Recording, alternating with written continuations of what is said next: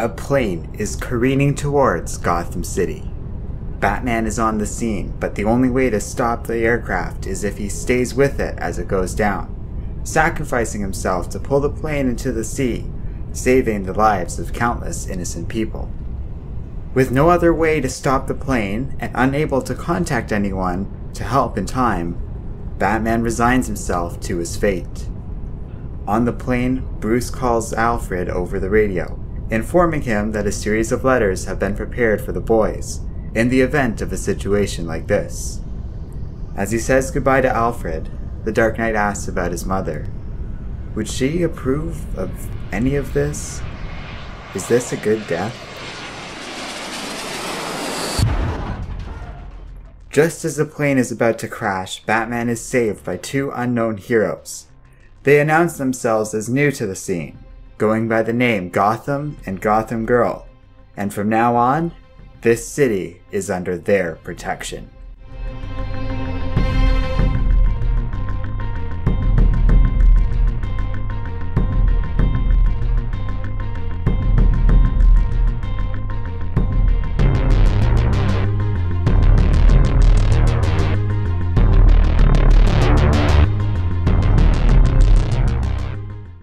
In the weeks that follow, Batman observes these new heroes in action, and is impressed. He does, however, have to intervene to save an innocent bystander at one point, commenting that these new heroes have a lot of potential, but need some work. They are eager to cooperate with Batman, so he begins to slowly let the two into his inner circle, even introducing them to Jim Gordon. Having recently been reminded of his own fragility, and even that of his successors in the Batman family, Bruce sees real potential in the two Gotham heroes. Real, unqualified metahumans that can avert disasters on a level Batman simply cannot. He couldn't have seen what was going to happen next. When a bridge is attacked, Batman is able to keep the structure intact, but another explosion goes off elsewhere. Batman asks Gotham and Gotham Girl to go help out, while he keeps the bridge together. They come across a botched operation conducted by Amanda Waller, where two young heroes find themselves face to face with Hugo Strange and a villain named Psycho Pirate.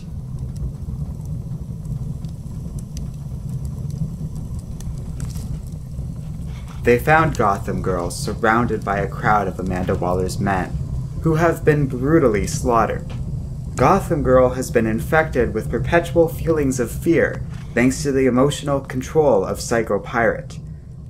The young woman is now deeply traumatized and still filled with unending feelings of fear, while Gotham is left suffering an unbridled rage. The powerful hero begins patrolling Gotham with a new sense of purpose, but is unable to shake his aggression.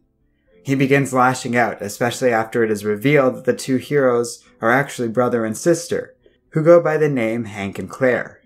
One of the soldiers that survived the encounter with the two would-be heroes discovered their identity and had their parents killed.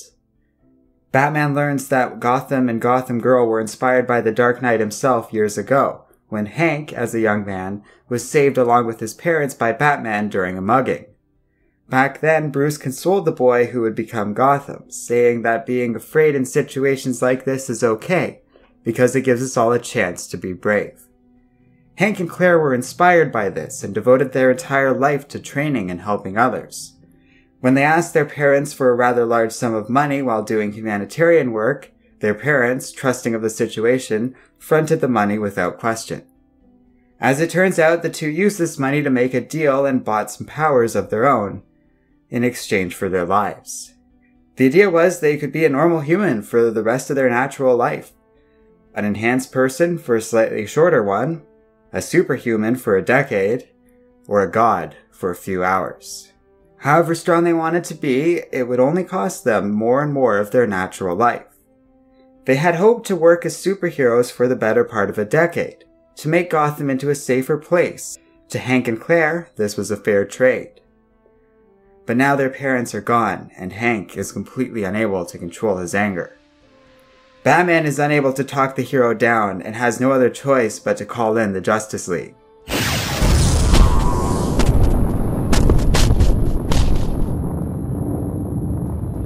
Though it will cost Hank dearly, he is able to overpower the entire Justice League and stands over them victorious.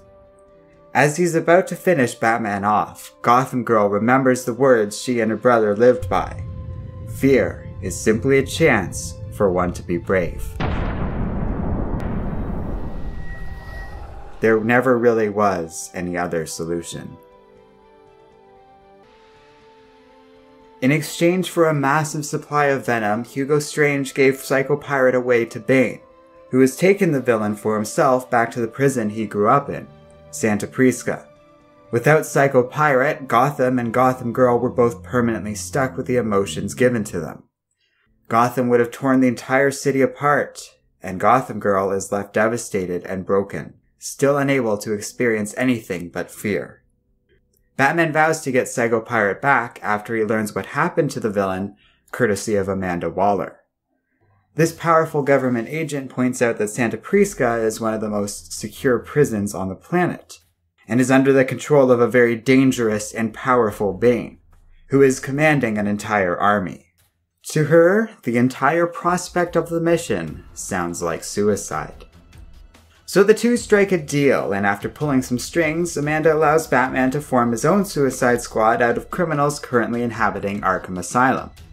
The Dark Knight recruits his old enemy, the Ventriloquist, a couple of clown-themed villains, psychotic but deeply in love with each other and therefore easy for Batman to control, as well as an old ally of Batman named Bronze Tiger, who the Dark Knight trusts a great deal. Finally, Batman recruits Catwoman, who was revealed to be incarcerated in Arkham after confessing to the murder of over 100 people. She has been sentenced to death and is awaiting execution, but Batman managed to come to an agreement with the authorities.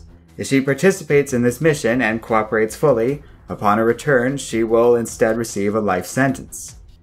The others are given similar offers of reduced jail time or preferential treatment if they too participate, and everyone agrees to help Batman take on Bane. Together, Batman's Suicide Squad is able to orchestrate both an attack and infiltration of Bane's massive fortress. In spite of the overwhelming odds, they are able to successfully find Psycho Pirate and escape Santa Prisca, although Bane, who is using Psycho Pirate's mask and ability to control emotions to suppress his crippling addiction to venom, vows he will return to Gotham to get the pirate back, and destroy anyone who stops him. As the Suicide Squad disbands, Catwoman and Batman enjoy one last romantic encounter on a rooftop before the Dark Knight will be forced to turn Selina back in. However, after this encounter, Selina escapes. In pursuing her, Batman discovers the truth behind her crimes. Selina and her friend Holly grew up in an orphanage together, and it meant a lot to them. When that place was destroyed in an act of terrorism, Holly hunted down every single person involved with the network, and killed every one of them. After discovering this, Selina, who helped train Holly, confessed to the killings herself in an effort to protect her friend and out of her own feelings of guilt. As Batman realizes this, he is attacked by Holly herself, only saved at the last moment by Catwoman. Selina takes Bruce home before leaving, now a fugitive. Nevertheless, Batman, who has finally discovered the truth, becomes intent on clearing her name. In the days that follow this, Batman begins a series of treatments between Psycho Pirate and Gotham Girl, conducted in the deepest, most secure cell within Arkham Asylum. The reason for this added security is clear. Bane, no longer able to resist the allure of venom without the pirate's mask, will be coming to Gotham, and nothing will stop him from getting the villain's power over emotions back in his clutches. So Bruce meets with his family and asks them not to intervene, insisting that they cannot stop Bane and will only get themselves hurt. Naturally, they don't listen, so Bane leaves the boys strung up for Batman, each badly beaten. The Dark Knight takes them to Superman's Fortress of Solitude, where they can recover and be held away while Bruce deals with Bane himself. He insists on handling this alone, as the Justice League couldn't help against Gotham. Instead, Batman opts for a much more ambitious plan, freeing every inmate in Arkham Asylum and putting them in the path of Bane. Unfortunately, for the mighty villain, nothing can stand in his way. Bane takes his last opponent hostage, the Riddler, and forces the villain to open the cell where Gotham Girl is being held. The Riddler complies and asks that Bane tell the Dark Knight that Edward remembers, all too well, what Batman did during Nigma's war with the Joker all those years ago. As Bane enters the cell, he is finally confronted by Batman, and after a long and brutal fight, it becomes apparent that the only thing that can stop Bane is Batman. With that, Bruce is able to at long last complete Gotham Girl's treatment sessions, and finally, the young woman is able to begin a road towards recovery. With the matter settled as much as it can be, for now, the Dark Knight finally has a chance to turn his attention to a mystery that has been bothering him for some time.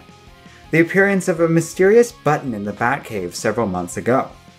This item, coated in strange energy and having no apparent origin or explanation for its sudden appearance, has yielded few clues thus far. But one thing is clear.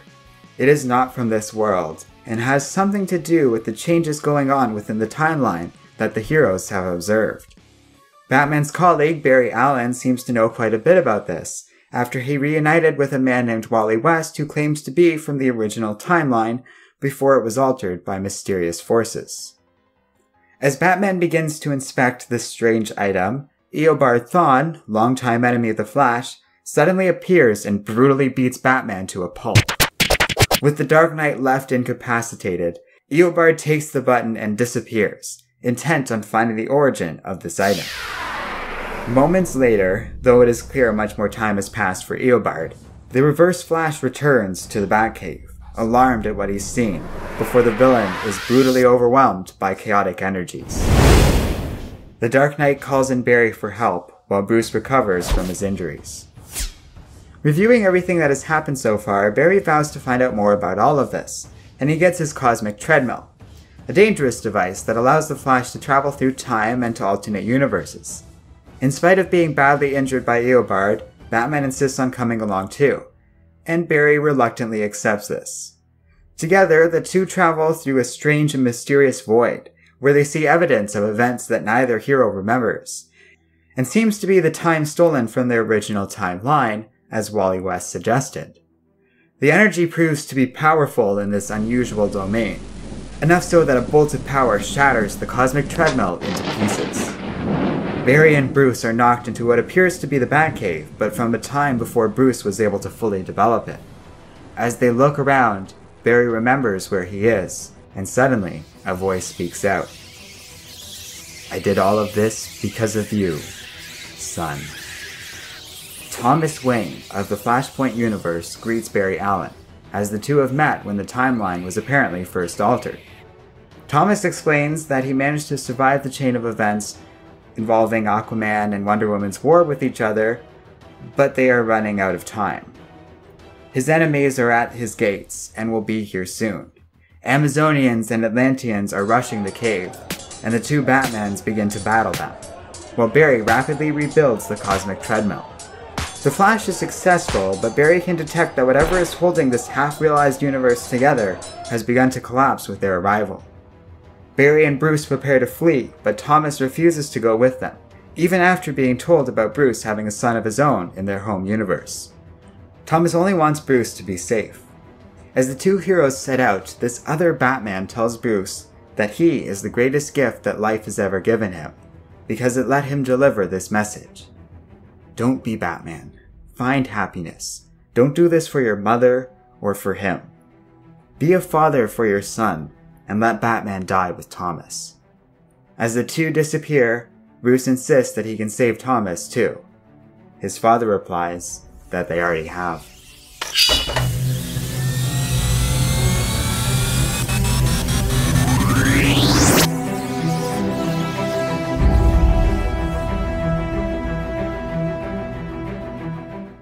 Back in the Void, the heroes find Eobard before the villain was killed. He is faced with a being he identifies as God itself, before being hit with the energy that killed him and sent back in time to Bruce's cave. When it looks as though Batman and the Flash are also about to be overwhelmed, as the cosmic treadmill is once again destroyed by the journey, the two are saved at last minute by none other than Jay Garrick. This older version of the Flash saves the heroes and returns them to the Batcave, but Barry has no memory of his old friend. Before Jay can even tell Barry his name, He disappears in a mysterious burst of energy. Baffled, but without any further leads or explanations for any of this, Bruce and Barry pay a visit to the Thomas and Martha Wayne of this world. The two are uncertain what the point of this all was, but Barry views it as a gift, a chance for Bruce to have seen his father again, and for them to get a warning of the future. The two depart on these uneasy terms, wary of what is to come. But Batman is left focused on Thomas's words. A call comes to Wayne Manor, and Bruce finds himself unable to answer it.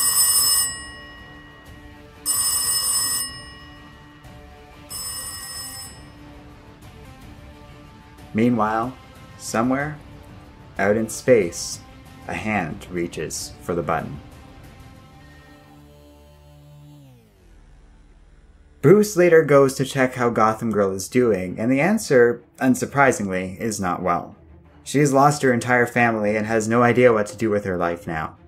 Batman, who is now, for the first time in a long time, wrestling with this idea himself, he admits he doesn't like it. He doesn't like being Batman. He simply is Batman, and he doesn't think he can stop.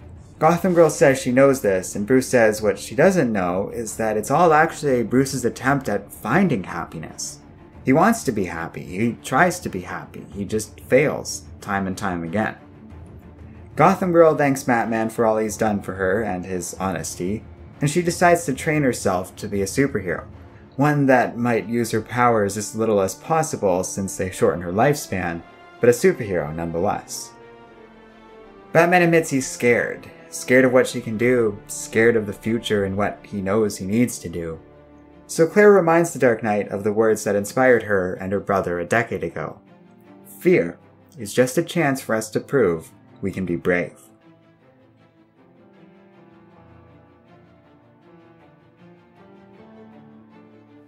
On a rooftop at night, Batman once more finds Catwoman. Bruce talks about how when they first met, Selina tried to steal a diamond. He actually ended up buying that diamond and has kept it for years. He knew, even back then, that one day he would need it. He's scared, but he knows what that means, and he knows that he loves her. So he only has one thing to say. Marry me.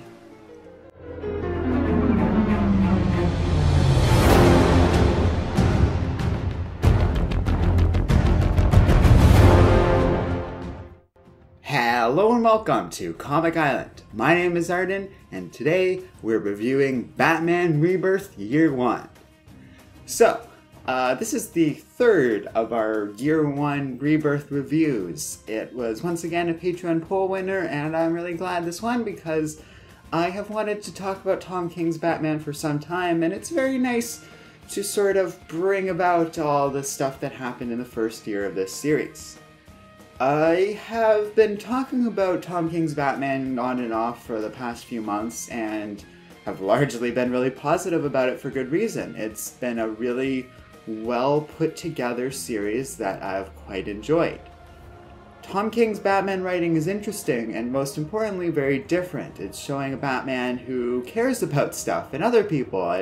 It's very cool to see him start out basically facing death and openly asking Alfred if he's a good person, if what he did is right, if his parents would be proud.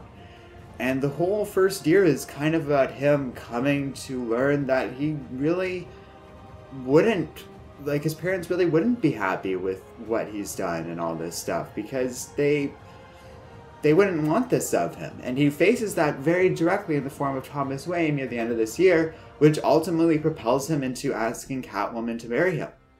Out of all the first years of Rebirth, Tom King's feels the most complete as a sort of beginning, middle, and end to it that encompasses the first major arc of his run, and it's really well put together because of that. I've made a whole video about why I like Batman and Catwoman together, and you can check that out, but suffice to say, Tom King really sold me on the two, where other writers and artists in the past haven't. So that's awesome. And the whole series is very awesome because of it. I definitely recommend you check out Batman's Rebirth stuff because it's been really fun and I've quite enjoyed it, and Tom King has proved to be a unique sort of writer overall. Now, all that being said, it's not perfect. It feels like Tom King writes a lot around certain plot lines to make things accommodate whatever he so desires. A good example of that would be during the Bane arc. When asked why he doesn't contact the Justice League, Batman says that they weren't able to stop Gotham from before, and they wouldn't likely be able to help with Bane. That, of course, is insane. Gotham was a very specific type of hero with certain powers that made him apt, and specifically apt, to take down the Justice League, even if he could only do it like once or twice at most. Bane is just some random dude with venom. Superman could easily handle him all on his own. So the smarter thing to do would have just been to not write around that at all. It would have been very easy to simply dodge the issue entirely and just focus on Batman and Bane.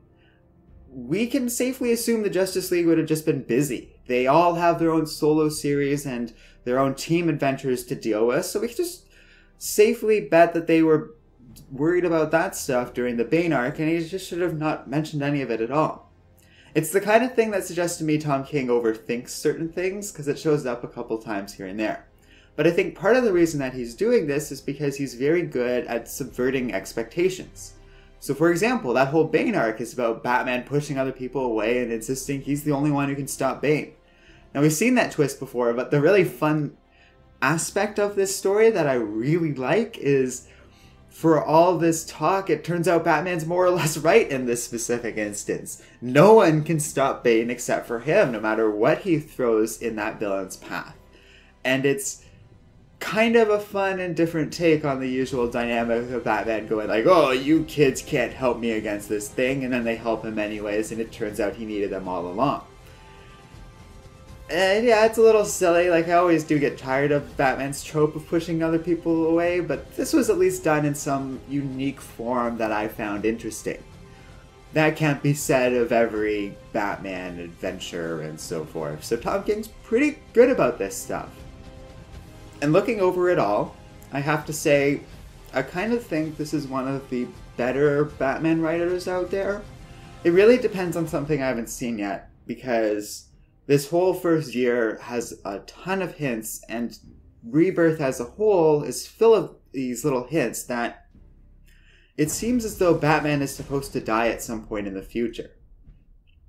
Now, whether or not Tom King is one of the all-time greats on the Batman is going to depend on how this particular plot point is played out, because if they really are planning to kill off Batman again, after Grant Morrison did it, and Batman was briefly replaced by Dick Grayson only for Bruce Wayne to return, and then Scott Snyder did it, and Batman was briefly replaced by Jim Gordon only for Bruce Wayne to return, and then Tom King does it, and Batman is replaced probably by Dick Grayson again, only for Bruce Wayne to eventually, inevitably return, then that is very stale and lazy and just looks terrible.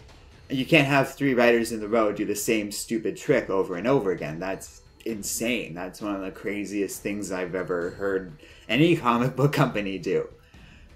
But, like I said, Tom King is very good at subverting expectations. So, I have difficulty imagining that this is what they're going for. In fact, based on what we've seen with Catwoman and what they're doing with Batman's character, I think it would be more likely that when they refer to Batman and the Dark Knight dying, they're referring to the Batman identity. And Bruce Wayne might either retire or just kind of take a back seat for some of the new characters to take over, maybe kind of paving the way towards the future of Terry McGinnis one day. I don't know for sure, I just think that would be a more creative and interesting take on this whole Batman getting killed thing instead. If they're doing something along those lines, then I'm all for Tom King. Or maybe they're just doing one of those things where Batman is thought to die very briefly, but we immediately know that's not the case. That could work. So we'll see. We'll see how it all goes. But going by what we have out of this first year of Batman comics, it's really good. Really high quality stuff, full of great moments and strong character-based writing, which a Batman series really benefits from, as it turns out. Who knew? So yeah, that's the end of the review, but I really, out of all the first years of Rebirth we've done so far, and Action Comics and Detective Comics were both really strong in this regard, I still might like Batman the most. It's been a lot of fun, it's been really different, and on the whole, it kind of represents what Rebirth has to offer very nicely. So let me know what you guys think in the comment section below. If you have any ideas for other future stories along these lines. I kind of like doing these.